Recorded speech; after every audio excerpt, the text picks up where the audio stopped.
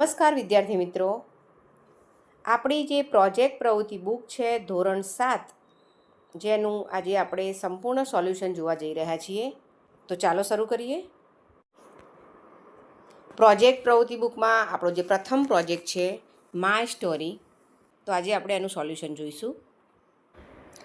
નમસ્કાર વિદ્યાર્થી મિત્રો, આપણી આ વર્ષે જે 6, 7, 8માં નવી સ્વ-અધ્યયન પોથી આવી છે, જેનો ભાગ 1 અને 2 તેમજ આપણી જે પ્રોજેક્ટ બુક પણ આવી છે.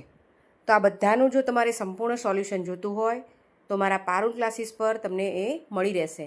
તો નીચે મેં એની ડિસ્ક્રિપ્શનમાં લિંક આપેલી છે, તો ઝડપથી પારુલ ક્લાસીસ પર ક્લિક કરો અને સ્વ-અધ્યયન પોથી તેમજ આપણી પ્રોજેક્ટ બુકના દરેક પ્રોજેક્ટનું સંપૂર્ણ સોલ્યુશન જુઓ, સમજો અને તમારી પ્રોજેક્ટ બુકમાં નોંધો. તો બરાબર, તમારે જો સંપૂર્ણ સોલ્યુશન જોતું હોય તો ઝડપથી ફટાફટ જઈને પારુલ ક્લાસીસની લિંક જે ડિસ્ક્રિપ્શનમાં છે તેના પર જઈને ક્લિક કરો અને જોઈ લો. તમે ગુજરાતી સાથે સાથે હવે હિન્દી અને અંગ્રેજી વાર્તાઓ પણ વાંચવાનું શરૂ કર્યું હશે. ટીવી અને મોબાઈલમાં તો આવી હિન્દી અને અંગ્રેજી ભાષાની વાર્તાઓ સાંભળી કે જોઈ હશે. અહીં તમને વાંચતા પસંદ પડેલી કોઈ પણ એક વાર્તા અંગ્રેજીમાં લખવાની છે અને વાર્તા તમારા પાઠ્યપુસ્તક સિવાયની હોવી જોઈએ, જેથી તમને અને તમારા મિત્રોને નવી વાર્તાઓ વાંચવા મળે અને આ માટે તમે પુસ્તકાલયનો પણ ઉપયોગ કરી શકો છો. બરાબર, તો આ સૂચન બાદ આપણે નીચે જોઈએ કે નીચે આપણે જે સ્ટોરી લખવાની છે, પ્રથમ તો total character in the story જે આપણે લખ્યા છે 3.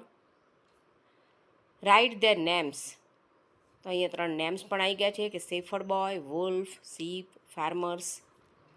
અને title of the story the boy and the wolf. આપણી વાર્તાનું નામ શું છે? The boy and the wolf. જોઈએ.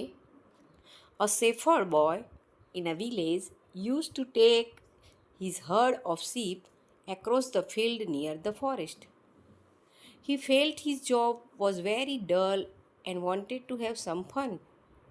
One day, while grazing the sheep, he shouted, "Wolf, wolf!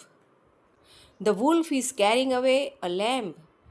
Farmer working in the nearby field came running for the help, but didn't find any wolf.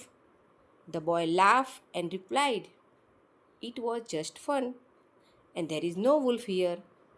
The boy played similar trick repeatedly for many days, and after some days, while the shepherd boy was in the field with the herd of sheep, suddenly wolf came out and attacked on the lamb. The boy was frightened and cried loudly, "Wolf, wolf!" The farmer thought the boy was playing mischief again, so no one paid attention to him and didn't come to his help. તો અહીંયા કોઈ એનું મદદ કરવા આવતું નથી. And the moral of the story, no one believe a liar even if they speak in the truth once. તો આ રીતે તમારે આ સ્ટોરીને તમારી પ્રોજેક્ટ બુકમાં લખવાની છે અને સમજવાની છે. આગળ જોઈએ. Draw a picture for the story and colour it. તો જે સ્ટોરી આપણે જોઈ છે the shepherd boy and wolf, એ સ્ટોરીને લગતું ચિત્ર તમારે અહીંયા દોરવાનું છે. બરાબર, અને એમાં કલર પણ પૂરવાના છે. તો અહીંયા આપણી પ્રોજેક્ટ બુક પૂરી થાય છે. નેક્સ્ટ પ્રોજેક્ટ માટે આપણે આપણા નેક્સ્ટ વિડીયોમાં જોઈશું. નમસ્કાર.